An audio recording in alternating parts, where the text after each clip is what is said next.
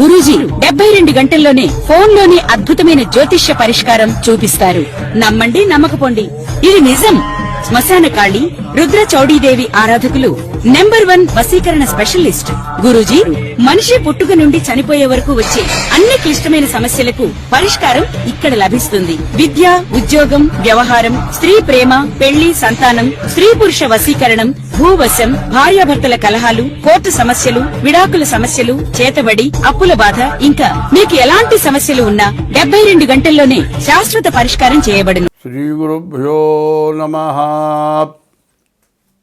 హరి ఓం. శ్రీ మహాగణాధిపతయే నమః. శ్రీ మహాసరస్వత్యై నమః. శ్రీ గురుభ్యో నమః. హరి ఓం. తల్లి నిన్ను దలంచి పుస్తుకము చేతన్బూనితిన్, నీవు నాయుల్లంబందున నిల్చి జృంభణముగా నుక్తుల్ సుశబ్దంబు శోభిల్లన్ బల్కుమో నాదువాకునను సంప్రీతిన్ జగన్మోహిని పుల్లాబ్జాక్షి సరస్వతి భగవతి భారతి పూర్ణేందు బింబాననా.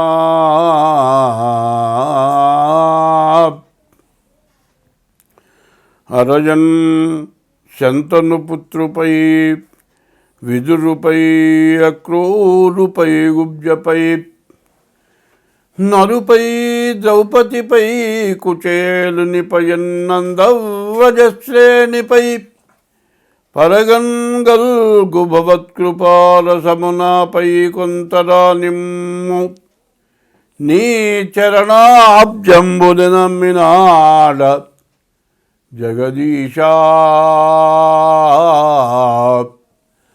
కృష్ణ భక్త ప్రియా అంటే సంవత్సరాది అంటారు. సంవత్సరాది కాదు, యుగాది. యుగ ఆది అంటే యుగం ప్రారంభమైన రోజును యుగాది అన్నారు. ఈ యుగాది చాలా విశేషమైంది. ఈ సంవత్సరం, ఈ యుగాది పేరు ఏమిటంటే పరాభవనామ సంవత్సరం. 19/3/2026 ఇది పరాభవ నామ సంవత్సరం. ఈ పరాభవ నామ సంవత్సరానికి అర్థం ఏంటంటే పరుల చేత భంగపడటం పరాభవం, ఇతరుల చేత వంచింపబడటం జరుగుతుందని. అయితే ఇటువంటిది మనకు జరగకుండా ఉండాలి. ఎవరికైనా ఒకళ్ళ చేత మాట పడటం అంటే చాలా కష్టం. అటువంటి పరిస్థితి రాకుండా మనం అందరం కూడా తలకాయ ఎత్తుకొని తిరగాలి. ఏ బాధ లేకుండా సంతోషంగా ఉండాలి. అట్లా ఉండాలి అంటే ఈ యుగాది సంవత్సరాది రోజున మనం పంచాంగ శ్రవణం అంటారు. పంచాంగం అంటే తిథి, వారం, నక్షత్రం, యోగం, కరణం, ఈ 5 కలిసి పంచాంగం. ఈ పంచాంగ శ్రవణం చేయాలి. ఈ పంచాంగ శ్రవణం ఎందుకు చేయాలి అనేది చెప్పుకుందాం.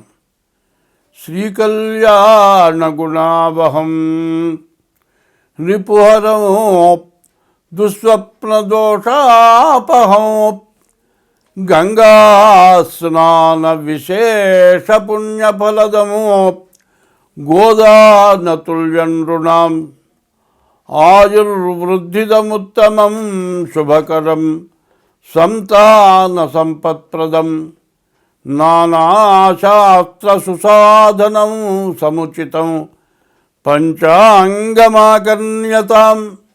ఈ పంచాంగం ఎందుకు వినాలి? వింటే మనకు వచ్చేది ఏమిటి?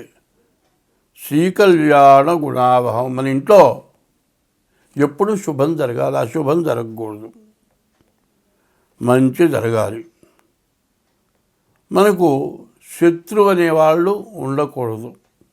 మనకు శత్రుత్వమే ఉండకూడదు, మన మీద ఎవరికి శత్రుత్వం ఉండకూడదు, చెడు కళలు రాకూడదు. చెడు కళలు వస్తే మన ఇంట్లో ఎవరో చచ్చిపోయినట్టు కళ వచ్చిందనుకోండి, కళ్ళని ఏడుస్తారు, తీరా లేస్తారు, కళ్ళు తెరిచి చూస్తారు. చూసినా కూడా ఆ మనిషి చచ్చిపోయినాడు, ఎక్కడున్నాడు, ఏమైపోయింది, కటికని చూస్తారు. ఆ మనిషి కనపడేంత వరకు కడుపులో ఆవేదన. ఇది దుస్వప్నం. ఇటువంటి చెడు స్వప్నాలు రాకూడదు. మరి గంగా స్నాన విశేష పుణ్య ఫలదం. గంగా స్నానం చేయాలి. గంగా స్నానం చేస్తే విశేషమైన పుణ్యం వస్తుంది. ఈ గంగ ఎటువంటిది? హరిపాదోద్భవీం గంగాం అన్నారు. విష్ణుమూర్తి యొక్క పాదాల యందు నుంచి ఉద్భవించి భూలోకంలోకి గంగ వచ్చింది. ఈ గంగ అసలు ఎక్కడ ఉంది? హిమాలయాల మీద పరమేశ్వరుడు ఉన్నాడు. పరమేశ్వరుడు శిరస్సున గంగ పెట్టుకున్నాడు. ఆ గంగ ఒక్క బొట్టు విష్ణుమూర్తి యొక్క పాదాల యందున పడ్డది. ఆ గంగ ప్రపంచం మొత్తం వచ్చేసింది. మరి హరిపాదోద్భవీం గంగాం అన్నారు. హరిపాదాల నుంచి ఉద్భవించిన గంగ సమస్త పాపాలని పోగొడుతుంది. ఈ గంగ అటువంటి గంగా స్నానం చేసిన విశేషమైన పుణ్యం రావాలి మనకు. గోదాన పుణ్యం తొల్యం రుణాం. దూడతో కూడిన గోవుని దానం ఇచ్చినటువంటి సత్ఫలితం రావాలి. ఆయుర్వృద్ధిదముత్తమం. మనిషికి 120 సంవత్సరాలు మానవుడికి ఆయుష్ ఇచ్చాడు. మరి ఇప్పుడు ఒక ఆయన ఉత్తర దేశంలో 145 సంవత్సరాలు ఇప్పుడే బతుకున్నాడు. ఇంకా అటువంటి ఆయుష్ కలగాలి. ఆయుర్వృద్ధిదముత్తమం శుభకరం. అటువంటివి మంచి జరగాలి. సంతాన సంపత్ప్రదం. మంచి సంతానం కలగాలి. నానాశాస్త్ర సుసాధనం. అనేక శాస్త్రాలు ఉన్నాయి. ఒక్క శాస్త్రం చదవడమే చాలా కష్టం.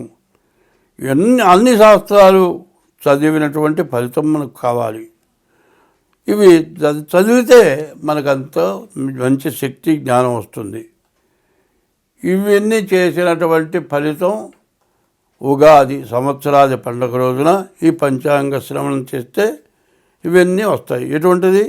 శ్రీకళ్యాణ గుణావహం రిపుహరం దుస్వప్న దోషాపహం గంగా స్నాన విశేష పుణ్యఫలదం గోదాన తుల్యం రుణం ఆయుర్వృద్ధిదముత్తమం శుభకరం సంతాన సంపత్ప్రదం నానాశాస్త్ర సుసాధనం సముచితం పంచాంగమాకర్ణ్యతాం. ఈ పంచాంగం వింటే అంత మంచి ఫలితం వస్తుంది. కాబట్టి సంవత్సరాది పండుగ రోజున ఉదయం పూట తెల్లవారుజామున లేచి తల స్నానం చేసి దేవుడి దగ్గర దీపారాధన చేసి మామిడి ఆకు తోరణం వాకిలికి కట్టి దేవుడికి పూజ చేసి దేవుడికి నివేదన పెడతాం. ఏం పెడతాం? వేపపూత ప్రసాదం అంటారు. ఇది ఏమంటారు? మామిడాకు, మామిడి కాయ, మామిడికాయ తురిమి, మామిడికాయ తురుము, తర్వాత వేపపూత, తర్వాత చింతపండు, తర్వాత బెల్లం, షడ్రుచులు అంటారు. పులుపు, ఉప్పు, తీపి, చేదు, వగరు. ఈ షడ్రుచులు కలిగినటువంటి ప్రసాదాన్ని మనం తీసుకుంటాం. ఇది దేనికి? మన ఆరోగ్యం బాగుపడుతుంది, మంచి జ్ఞానం కలుగుతుంది. తర్వాత ఇన్ని రకాలు నాలుక తగలగానే ఒళ్ళు గగురు పొడుస్తుంది. విపరీతమైన పిలుపు కానీ విపరీతమైన చేదు కానీ నోటికి తగిలితే మరి ఒళ్ళు గగురు పొడుస్తుంది. అయితే కష్టం కానీ సుఖం కానీ బాధ కానీ దుఃఖం కానీ సర్వాన్ని మనం సమర్థించుకొని మనం ముందుకు వెళ్ళాలి. కాబట్టి ఈ వేపపూత ప్రసాదం తినాలి ఈ సంవత్సరాది పండుగ రోజున. ఇది పంచాంగ శ్రవణం. ఈ విధంగా పంచాంగ శ్రవణం చేస్తే మనకు అంతా శుభం కలుగుతుంది. ఎటువంటి గ్రహస్థితులు బాగుండకపోయినా మనకు మేలు జరుగుతుంది. కాబట్టి ఈ రోజున ఈ సంవత్సరాది ఎప్పుడు 19/3/2026 అంటే 2026 సంవత్సరం మార్చి నెల 19వ తారీఖు గురువారం పరాభవనామ సంవత్సరం ప్రారంభమైంది. ఈ పరాభవనామ సంవత్సరంలో మరి నవగ్రహాలు 9 గ్రహాలు కూడా రాజ్య పరిపాలన చేస్తాయి. గురువారం రోజున పంచాంగం ప్రారంభమైంది కాబట్టి గురువు రాజు అయినాడు, కుజుడు మంత్రి అయినాడు. అట్లాగే సేనాధిపతి చంద్రుడు, సస్యాధిపతి శుక్రుడు, ధాన్యాధిపతి బుధుడు, అర్ఘ్యాధిపతి చంద్రుడు, మరి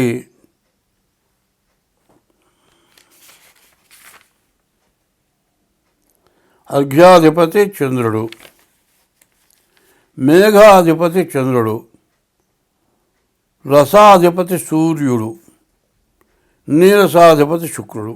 ఇట్లా 9 గ్రహాలకి 9 యొక్క స్థానాలు వచ్చినాయి. మరి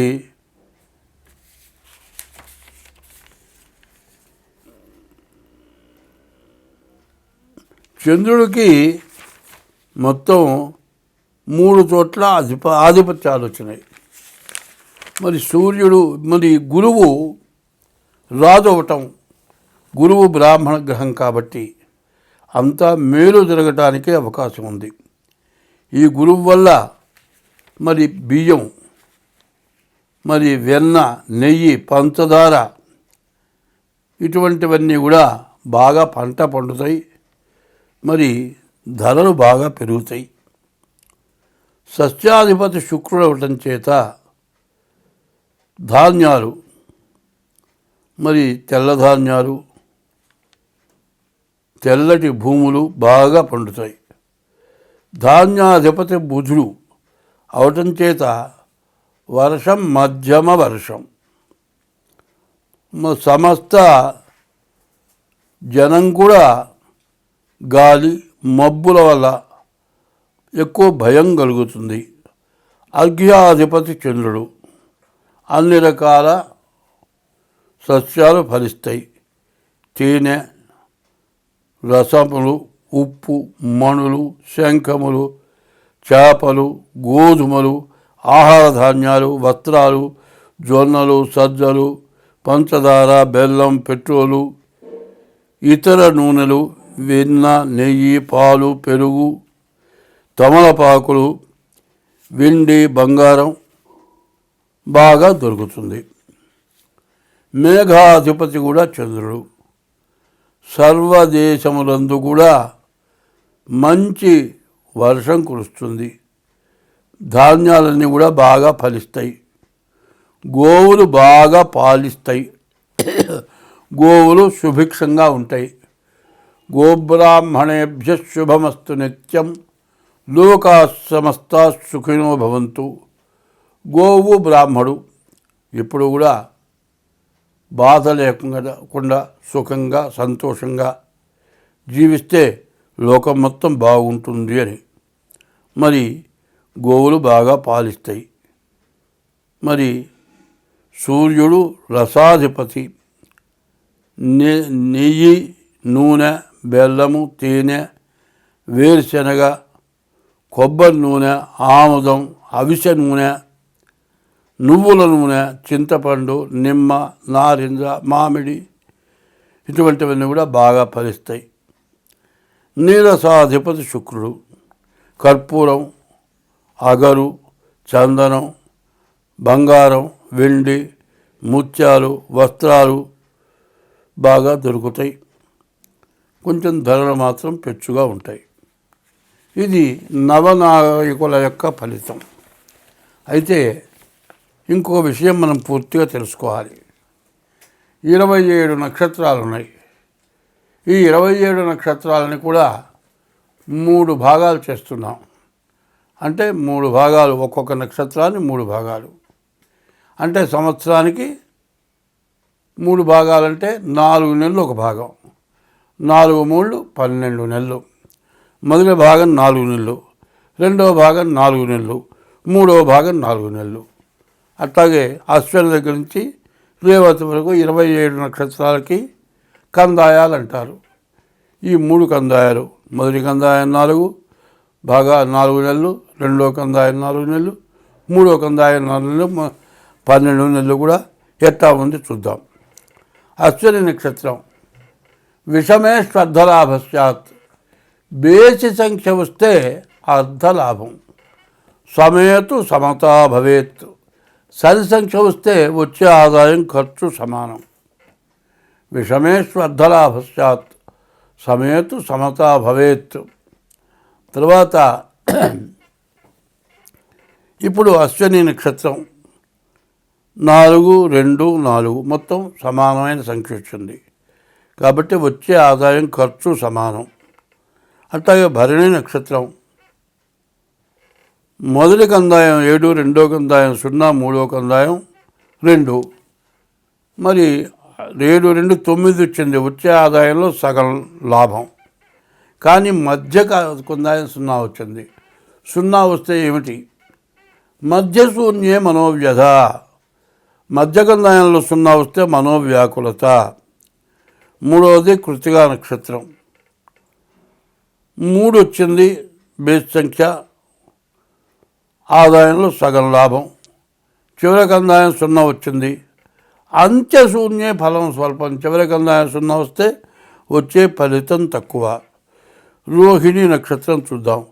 రోహిణి నక్షత్రానికి వచ్చేప్పటికల్లా 5 2 3 మొత్తం 10.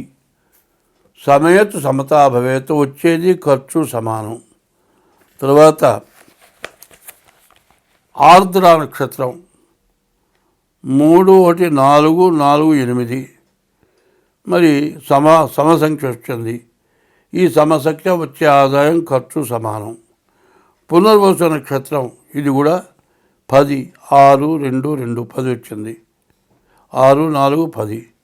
ఈ 10 కూడా సమేతు సమతా భవేత్. వచ్చే ఆదాయం ఖర్చు సమానం.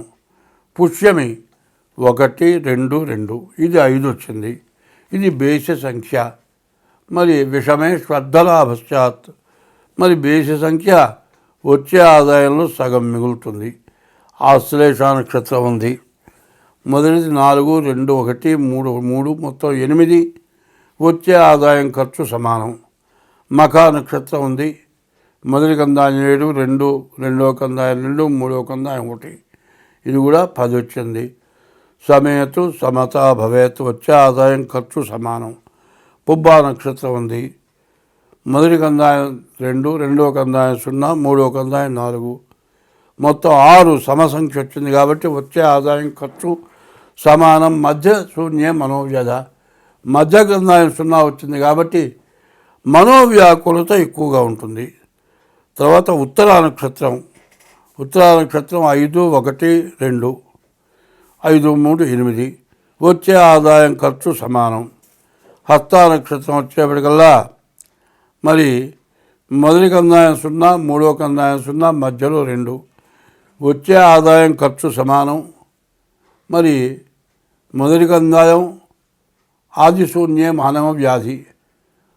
మరి ఆ మొదటి కందాయం 0 మనోవ్యాధి. అంత్యశూన్యే ఫలం స్వల్పం. మరి చివరి కందాయం 0. మరి వచ్చే ఫలితం స్వల్పం. మొదటి కందాయం 0 ఉంటే వ్యాధి. చిత్తా నక్షత్రం వచ్చింది. చిత్తా నక్షత్రానికి వచ్చేప్పటికల్లా 3 3 6 వచ్చింది. మధ్య కందాయం 0. మధ్య శూన్య మనోవ్యాకులత ఎక్కువగా ఉంటుంది. వచ్చే ఆదాయం ఖర్చు సమానం. స్వాతి నక్షత్రం వచ్చింది. 6 1 1 మొత్తం 8 వచ్చింది. ఇది వచ్చే ఆదాయం ఖర్చు సమానం. విశాఖ నక్షత్రం వచ్చింది. మరి 1 2 4 4 3 7 వచ్చింది కాబట్టి వచ్చే ఆదాయంలో సగం ఆదాయం మిగులుతుంది. అనురాధ నక్షత్రం 4 2 6 వచ్చింది. వచ్చే ఆదాయం సమానం. వచ్చే ఆదాయం ఖర్చు సమానం.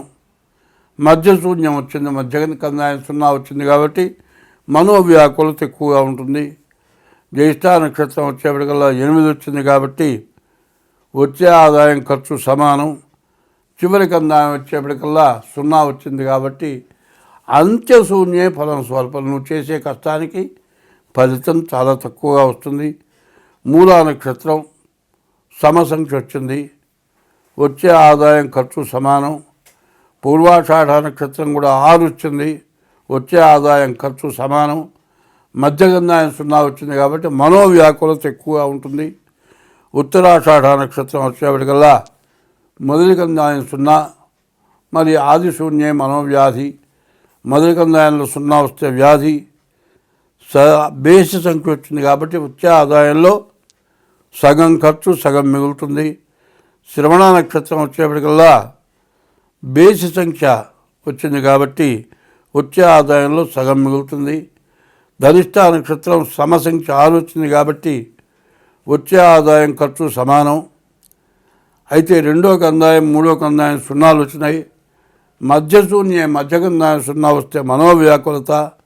అంత్యశూన్యే ఫలం స్వల్పం. చివరి కందాయం 0 రావటం, వచ్చే ఫలితం చాలా తక్కువ. శతభిష నక్షత్రం వచ్చింది, 1, 1, 3 మొత్తం 5 వచ్చింది కాబట్టి బేస సంఖ్య వచ్చే ఆదాయంలో సగం మిగులుతుంది. మరి పూర్వాభాద్ర నక్షత్రం 4, 2, 1 మొత్తం 7 వచ్చింది కాబట్టి ఈ పూర్వాభాద్ర నక్షత్రం కూడా వచ్చే ఆదాయంలో సగం మిగులుతుంది. ఉత్తరాభాద్ర నక్షత్రం కూడా 7, 4, 11 మరి బేస్ సంఖ్య వచ్చింది కాబట్టి వచ్చే ఆదాయంలో సగం మిగులుతుంది. మధ్యగంధాయం 0 ఉన్నది కాబట్టి మధ్యశూన్యే మనోవ్యాకులత ఉంటుంది. రేవతి నక్షత్రం 2, 1, 2 5 వచ్చింది కాబట్టి వచ్చే ఆదాయంలో సగం మిగులుతుంది. ఇది ఆదాయ వ్యయాలు. ఇవి కందాయ ఫలాలు చెప్పుకున్నాం. ఇప్పుడు ఆదాయ వ్యయాలు చూద్దాం. వచ్చే ఆదాయం అంతా ఖర్చు అంతా. మేషరాశి వాళ్ళకి 11 ఆదాయం, 5 ఖర్చు, 6 మిగులుతుంది. వృషభ రాశికి 5 ఆదాయం, 14 ఖర్చు, అంటే 9 ఎదురు పడుతుంది.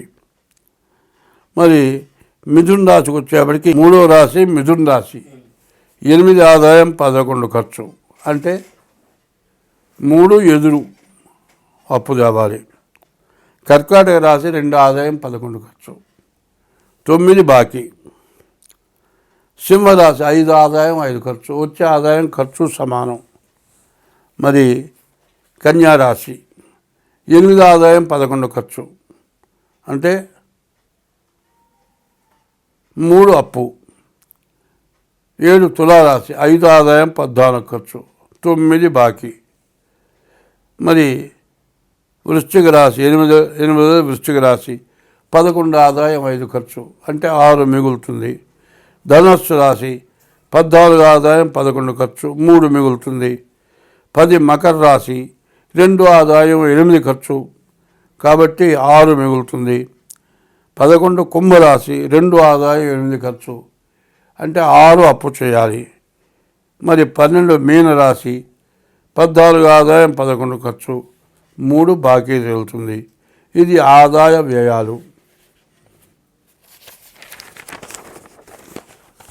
చివరిది రాజపూజ్యం, రాజావమానం. అవమానం ఎంత? మంచి అనిపించుకోవడం ఎంత, చెడు అనిపించుకోవడం ఎంత?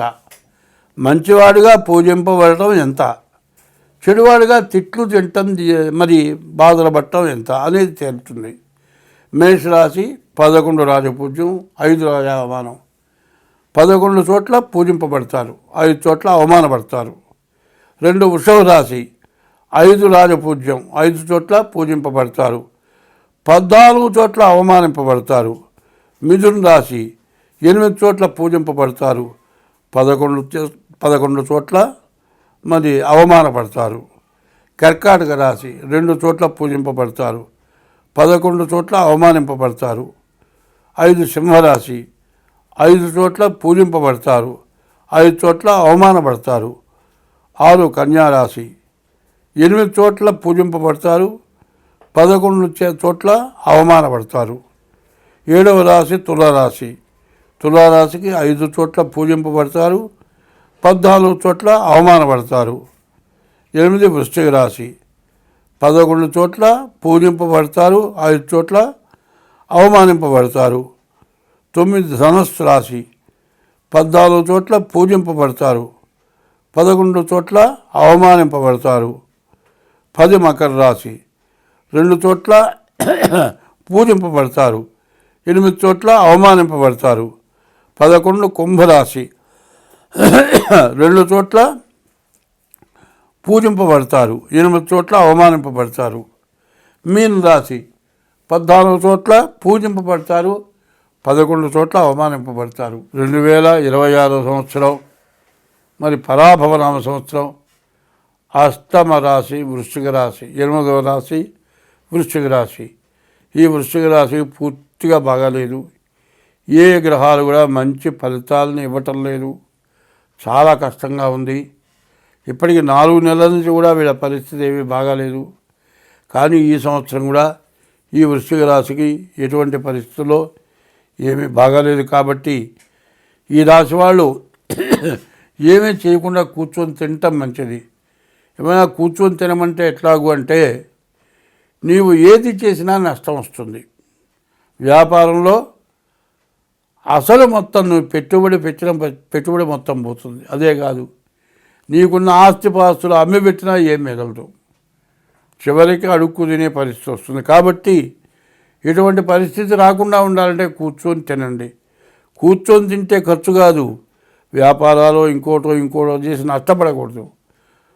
ఉన్నదాన్ని జాగ్రత్త చేసుకోవటం, ఈ సంవత్సరం జాగ్రత్తగా బతకడం చాలా అవసరం. ఈ రాశి వాళ్ళు మీ డేట్ ఆఫ్ బర్త్ ద్వారా తప్పనిసరిగా జాతకం చూపించుకోండి. డేట్ ఆఫ్ బర్త్ లేకపోతే హస్త సాముద్రిక ద్వారా సరే మీ జాతకం చూపించుకోండి. ఇట్లా చేస్తే మీకు అన్ని విధాలా బాగుంటుంది. స్వస్తి.